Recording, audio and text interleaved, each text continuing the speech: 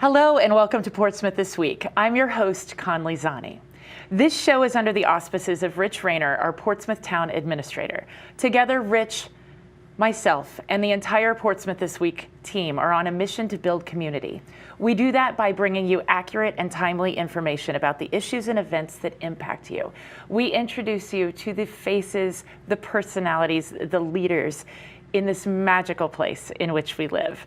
I am so honored today to have as my guest Kateri Buerman. Welcome back to the show, Kateri. Thank you for having me. It's been about 2 years since we had you on this show and you were launching this project, this building of this remarkable playground. And we just have, I want to celebrate you. I want to celebrate for the entire town of Portsmouth what you've accomplished here. So tell us a little bit, maybe rewind, back to the beginning, how you got started on all of this, and then we'll just, I feel like we need some champagne, right? Because it's yes, right? Yeah, so we started about 2 years ago. That's when I was on last speaking to you. And we have broken ground. So we are starting to build the playground. It should be done by the first week of June. And truthfully, we set out to build kind of a magical, inclusive place, and we're doing that, we've done that, but I really think we did so much more. We really found this great family community in Portsmouth, and we've done about 30 events since we've started, all kind of for our target audience, which would be kids. So I think we've created a little bit more magic than just a playground. We've really brought together like-minded people and families, and you've got this whole community rooting for this. Yeah, we've had kids do lemonade stands, which is my personal favorite. One of my friends called and said their son's going to give me their piggy bank. I really feel like every single person has been involved in it, and to me that makes it so much more special. And congratulations on that, because that takes a real skill to include everybody in the vision. Well, and the mission. The playground that was there before, the wooden one that personally I grew up on, that's how that one was built, and that's always been a very big push for us to be kind of like that. It was such a community effort, and people to this day will talk about how they planted flowers there or used a skill saw there or watched kids while other people built something there, and you can see the sense of pride that it brings them. So that was always kind of something I wanted to duplicate. And you said you grew up on that playground, so you're from here. I did. I grew up in Portsmouth. Yeah, that's so cool. And what an extraordinary way to give back. So I understand you brought some photos of maybe a vision and maybe some of this very cool equipment that's going in. So is the playground design that's currently being built. There we go. As we speak, I just left there. They've got about a week left with the structures. Right. And you said, when did they break ground? Just a couple months ago? No, about 2 weeks ago. So 2 weeks ago. Yeah, so the structures take about 4 weeks to put up. And then they'll bring in a bunch of stone, which helps with the self-draining. And then they will do the soft recycled rubber flooring. They pour it and it hardens. So no more wood chips? No more wood chips. Okay. And what drove that decision? So we were really focused on being as inclusive as possible. And I don't have to tell anyone that's had a toddler, even if they're typical. Kids put things in their mouth.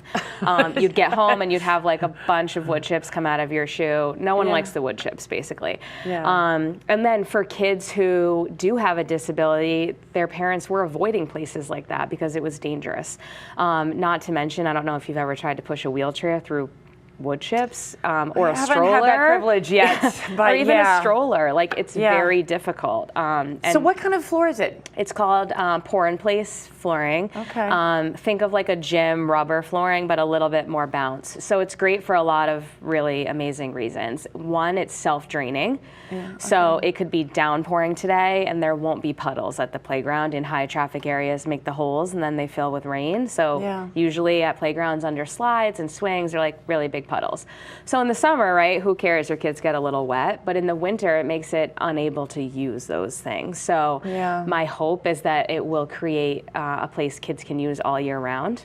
No such thing as bad weather, right? So bundle up, get outside. It's also much safer. So there is different thicknesses of the rubber based on how high someone would fall from. So hopefully smart flooring. Smart flooring. So hopefully there's some decreased broken bones and things like that. So let's talk about where some of these things are. Like show us a little bit here. We created this to be suitable for children ages 0 to 12. Most playgrounds in our area are ages 5 to 12, or they have a very small section for toddlers. We wanted kind of to be atypical in that way and make something for everybody. Specifically, the larger child area, we also wanted to make as safe as possible, because anyone with more than one child knows the little kids just follow the big kids. Yeah, they want to do everything older brother. Yeah, and I have 3 boys. They're wild, they're crazy, they're fun, but I don't want to be a helicopter parent. I think that they learn by playing, by doing. I don't want to constantly have to say, don't do that, no, no, no. So my second child, who's the wild one, really inspired a lot of the closed bridges and closed stairs. But there's so you a lot don't of have kids, to be like laser. No, you can let right? them kind of explore and play and learn, and that's how they play with each other. Yeah.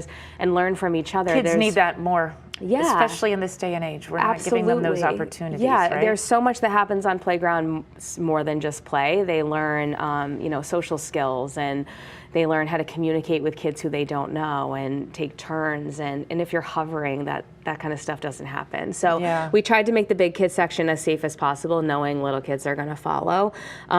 We also, every single structure pretty much that we chose kind of has a double meaning. So of course we wanted it to be fun and functional, but we also picked things that were appropriate for kids of all abilities. And what I mean by that is that, a lot of people think, accessible playground means wheelchair accessible. Right, and right. We are wheelchair accessible, of course, that's important to us, but when we look around, especially in Portsmouth, the majority of the kids who needed kind of some place to play was kids with autism, kids with anxiety, kids with other neurotypical diseases. Yeah. So that was more prevalent. Which is really prevalent. Yeah, it's so prevalent. I actually just posted something because it's Autism Awareness Month, April. Okay. And I truthfully didn't know how many even of our followers had autistic children. And it sounds funny to say it made me so happy, but it made me so happy that they would be benefiting from these. What are some of the things that a child with autism, like what's designed for them there? So autism has a lot of different spectrums, of course, but we have something called a communication board. Yeah. So some children are nonverbal. This communication board has a bunch of pictures, everything from a drink, a snack, a slide, so they're able to point and tell us what they want or where they want to go. Yeah. We also have like a friendship swing, for example, has 2 seats. They face one another. So for a typical child, this is a lot of fun to do with a friend or a parent, but someone who struggles with eye contact, this is a way they can work on that in a way more exciting and fun manner. Oh my gosh, so cool. We have things like roller rubber slides. Basically, we learned kids with hearing aids lose their hearing for up to 10 minutes if they go down a slide with static. So, like the traditional metal slide would make or the even hearing plastic, aid? like you get off and your hair is kind of standing up. Well, yes. They can lose their hearing for up to 5 to 10 minutes. I truthfully had no idea about this, and sometimes you only go to a playground for 20 minutes, so that was kind of unacceptable in my opinion. So what do you mean by what? So what's happening on that slide that's different? It's rubber, so it's a roller rubber slide. Think like PVC piping, and it rolls. Okay. So that it doesn't create kind of like static. A little conveyor belt sort of thing. Yep. Right? So it doesn't create static, and they are able to go down it with no problem. Yeah. Trying to think what else. So we have a ramp, obviously. From what I learned going to a lot of other playgrounds, and this is no disrespect to other playgrounds, but they just had a ramp to have a ramp. They had a ramp to say, we have a ramp and we're accessible. It didn't lead to anything fun. Oh, you mean there was sort of like a ramp into the wood chips? Or stairs, which is most crazy. So anyway, we have this thing that's like a big boat. It's called the Sway Fun. It's able to accommodate a wheelchair or children to walk on. And it kind of moves back and forth. So it creates kind of a place they could have a fake picnic or play kitchen or restaurant or pirate ships or what have you. Yeah, a lot of that imagination. Yeah, and like a couple of the kids that I interviewed in wheelchairs were very adamant they did not want something they could do by themselves. They wanted something they could do with their friends. So once I was told that, there was no turning back. We had to add it, and that was $32,000, just that one boat. Isn't that crazy? It's crazy, but to me, it's so worth it. So, and it's let's talk about, important. you can put that down. That's great. Let's talk about the money behind this. Yeah. I mean, we're pushing up close to $1 million, I think, right? All in. Absolutely. Yep. So the structures themselves cost about. It's shocking. It is shocking. It definitely shocked me. So it's about $390,000 were just the structures. The flooring is $215,000. Yeah. The certified playground builder was $141,000. And that was like a consultant, sort of? They have to build it. So we have our construction crew that did like the prep work. That was another $28,000. Yeah. But putting the structures together, they have to be a certified playground builder. So we have this man named Taylor and his team. They come down from Worcester. They're incredible. Right. Because they know how it all it's going to be put together exactly right and in the safest way possible. Like that's what that means. Exactly. It's what they do every day. So they know how to put it together. They know how to put it together well, and they're the best of the best. Fencing, another $10,000.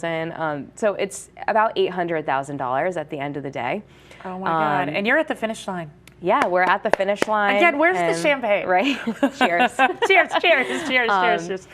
Now, let's not forget to tell people exactly where this is, because I think most people are kind of paying attention and know. Aware, hopefully. But let's just. So it's on Turnpike Avenue, Okay. kind of, in a very Rhode Island way of instructions, little past Clements and the bank, right before the highway and the high school.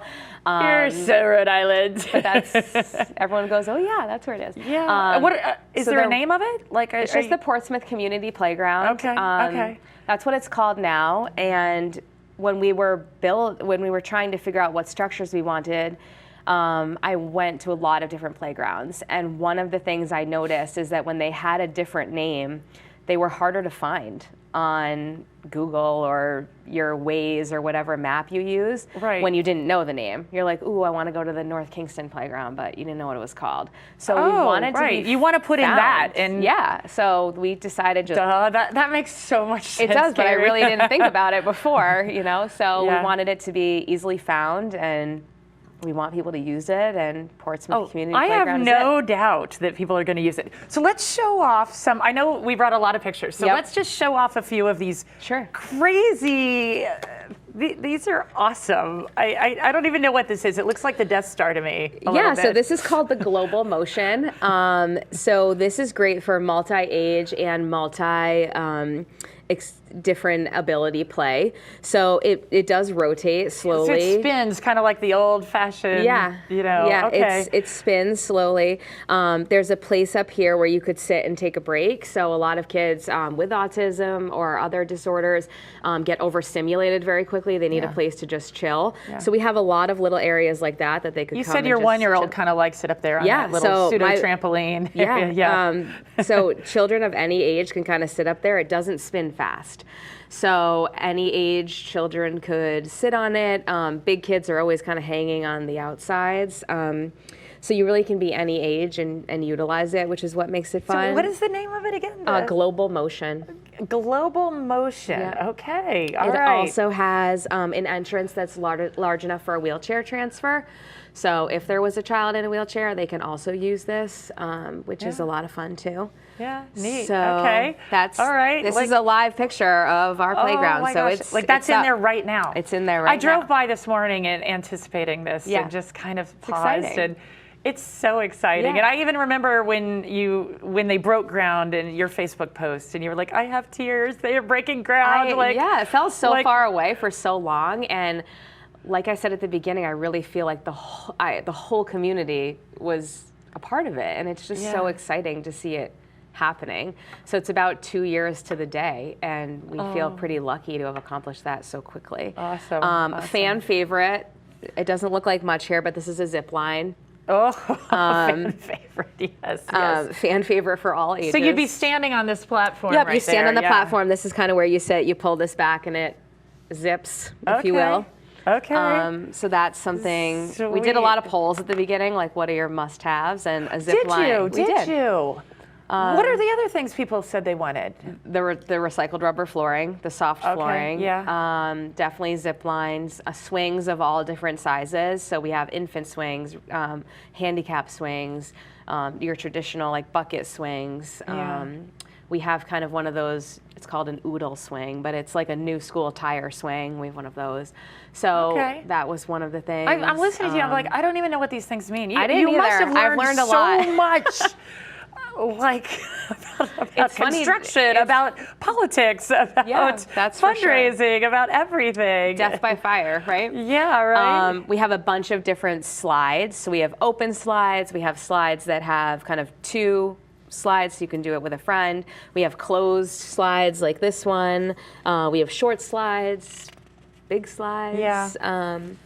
A lot of different slides. What else? Awesome. These are the old swings, just so you can see how much better that's a good. Yeah, we gotta like zoom in on that. That really gives you an idea. This the sad mulch and the grass that grows through. You can kind of see how much better it will be. Oh, for sure. This is last week. They've even done more since then, but we also have a lot of different paneling like this everywhere. So these are eye height. So say you struggle with getting off the ground, or you're unable to leave the ground, or maybe you are in a wheelchair, or you're a toddler. Anybody can kind of reach these.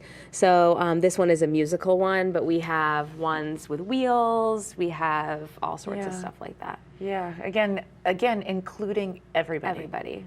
You know, I really feel strongly, I have typical children, but I feel so strongly that there's not a place to take them, to show them that not everyone is the same. And children don't learn by me telling them, hey, not everyone's the same, we're going to treat everyone with kindness, and here's how you can still play with them. Kids don't learn that way. They learn by doing and playing and seeing. And it's us who creates this like other universe. They just walk up to any child and start playing, but there wasn't anywhere to teach them that. So I really feel so strongly that a place we can teach kids to be inclusive and kind and adaptable. By doing that to kids, we're making kind and inclusive and adaptive adults.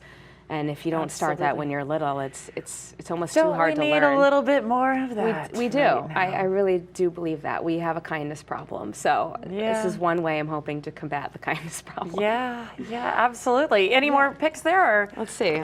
This is the old one, if you're lucky enough to have played with it as it's coming down. So what happened to that? Was it just taken down and discarded? So because of legality reasons, they couldn't reuse it anywhere because it had been compromised by them moving it. Because there are a bunch of cement blocks that hold it into place, so they wouldn't be able to verify that the structure was safe. So sadly it was removed, but this kind of little friend really sparked a whole movement. You know, that's such a great property and nobody was using it, and there was a big hole at the top which, you know, was compliant, but every parent I talked to didn't want to go there because of the big hole in the middle.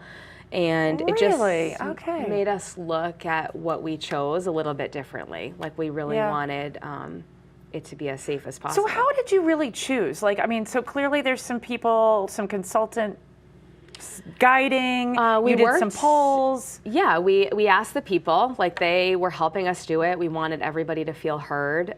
We asked them, you know, what their non-negotiables were in a new playground. And then and what are some of those? What that's what we talked about before. Kind of like they wanted a zip line, they wanted the flooring. Yeah, must-haves. So we took, of course, that into account. I also went both with my children and without my children to probably 50 different playgrounds. And I looked at what kids gravitated to and where they went first. I asked parents, you know, like, you come here all the time, you live here. If you could redo this playground, what would you do differently?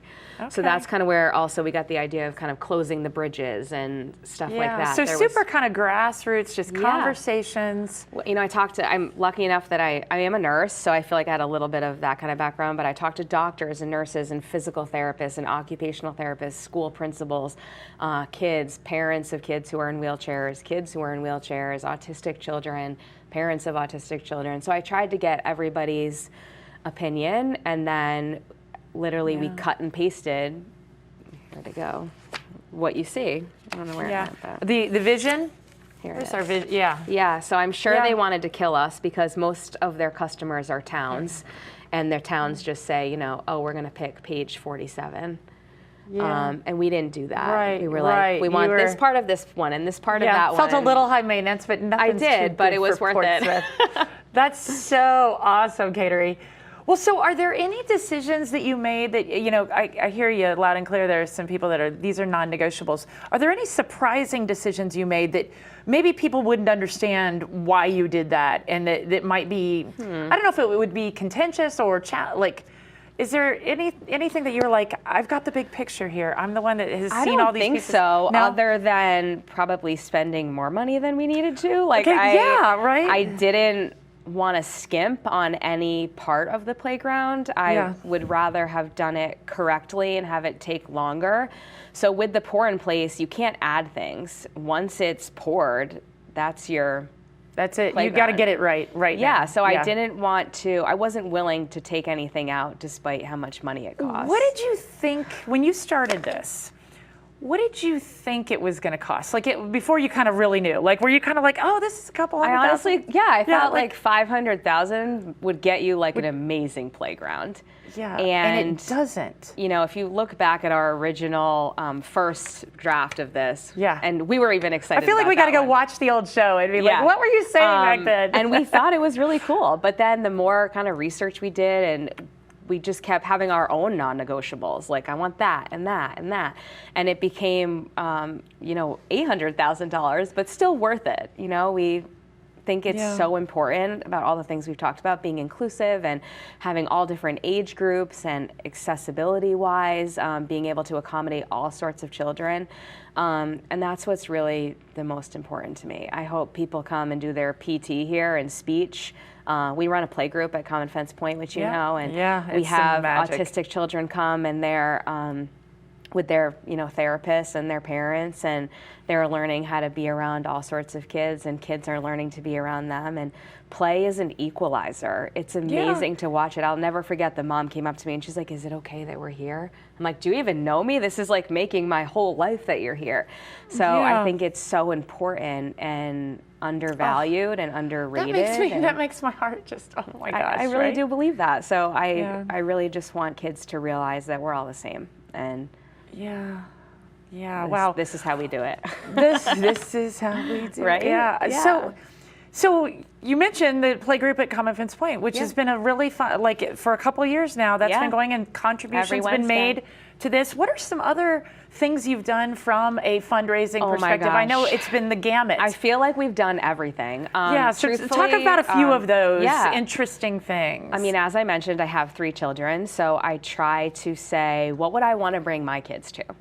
Yeah. And where do we not have that in Portsmouth? So we've done a Meet a Santa big event at the Newport Car Museum twice, which is a huge hit, and it's so fun. We just recently did Meet the Easter Bunny with your pictures. A good friend of mine who actually met at Playgroup volunteers to photograph every single one of our events. I know who you're Kelsey. Kelsey Goodegg, she's the best. She's an amazing photographer. So I've met some really wonderful human beings through this too. So we did Meet the Easter Bunny. We've done trunk or treats. We've had wine nights for moms and dads. And some makeup nights or something, or some. You got to purchase little shopping. Yeah, that was the wine night. We had like a. Oh, it was wine and shopping. A maker's maker's market kind of. We've had a women's event at Newport Indoor Golf. We've had a golf tournament. We've had like a family night at Ragged Island. We've had kids concerts. We've really tried to do everything. We just had a skating event at the Portsmouth Abbey. So we've done a little bit of everything. So you're at the finish line. We're at the finish line. What are you going to do next? I have a lot of ideas. I don't mean to put you on the spot. Nothing that's $1 million. Right? But we did something actually at Common Fence Point that I think has sparked my next venture, if you will. So we had a day that we had a toy and clothing swap. Yeah. And it was $5. You could bring what you want, take what you want. And you've done that twice. We've done it twice. Yeah. And I could cry talking about it because it's really magical to watch. You can cry. We cry on this show. It's okay, yeah. Because we talk to people like you that are just changing the freaking world. Thank you. So go ahead. So anyway, at this event, you could take what you wanted, bring what you wanted. So sure, some people just came and they swapped their kids' toys because why are we going to add more waste to the world, right? You could just swap. But some people who came truly couldn't afford things. And that to me is what community is all about.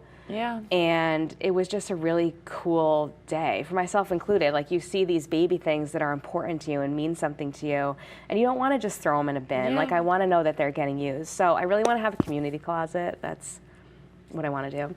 Okay. But we're working on it. And That's so awesome. yeah, I think it's just a really nice way. I just saw a statistic actually yesterday that 71% of kids that go to Newport Public Schools live in poverty, and it like really broke my soul. So I want to just try to fix it, help it. And I tell you, we had the food bank on here last week, and you know, they're feeding 140 families a week in Portsmouth. Yeah. Like, so it's like we all need to support each other. Absolutely. We've done a couple food drives for them, and Anne, who runs it there, is wonderful. So I'd love to do more with them. Yeah. And I think you'll agree with what they said. The residents of Portsmouth are amazingly generous. 100%. If anything I could take away from this project is that people want to help.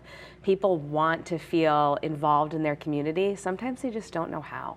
So that's what I truthfully think we've done even more than build a playground, is give people a reason and a way to help. We've had coat drives, we've had food drives, we've had all sorts of things that help other organizations. We've done things with the MLK Center, we've done things with the food bank.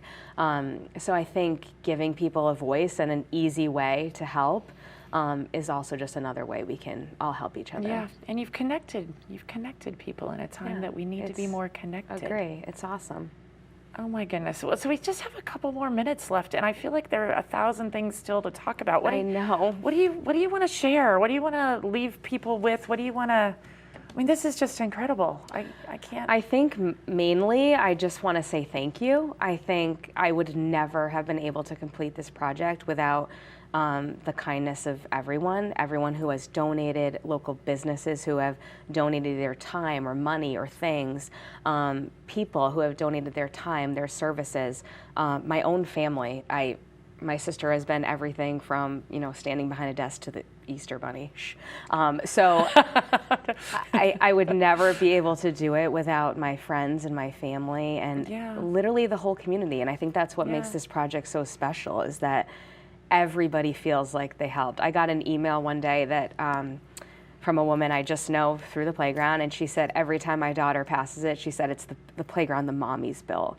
And it just it kills me, because moms, dads, aunts, uncles, everybody built it. It's the playground Portsmouth built, and I think it's really cool. Oh my goodness, that is just magic. So when do you think it's opening? June 1st. June. It is opening June 1st, or you think it's opening? It's going to open June 1st. It's going to open June 1st. God willing, but yes. That's great. Hopefully, is there going to be like this big ribbon cutting there is. So stay tuned. We're planning that now. We wanted to make sure everything was on that timeline before we really put it out there, but I guess we just did. So June 1st. Well, with a little caveat, right? Yes. That's fine. Oh my goodness. If all goes well, party on June 1st. We'll hope for amazing weather, and Thank you. And I can only imagine this is going to be the place to be. I hope so. That's the goal. And that was our goal from the beginning. We wanted it to be a place to be, but we wanted it to be better for Portsmouth. You know, we were going to these other playgrounds and using, you know, their gas stations and their coffee shops, and we want people to come to Portsmouth and see how amazing it is. So I think this will do it. All right. Well, I'll look forward to having you back on the show with your whole closet, community closet. You are just a force to be reckoned with. Thank you for having me. I am so glad you're here. Thank you. See, I got little tears again. I know, it's true. Thank you, everyone. This has been Portsmouth This Week with Kateri Buerman, who is creating the Portsmouth Community Playground. Thank you.